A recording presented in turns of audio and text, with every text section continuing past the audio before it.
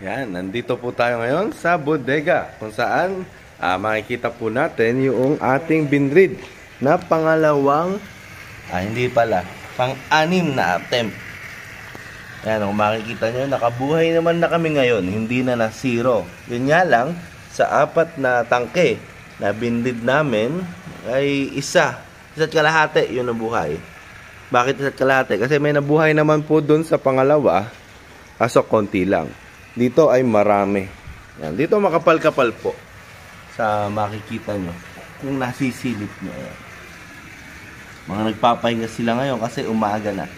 Kagabi sila active. Ayan po. So, after ilang mga 1 month ulit, may pambeta na naman tayong fingerlings pagka nabuhay na to. Pero magbe-breed po ulit kami ngayon. Kaya, ayun, inaayos na ni Tito yung aming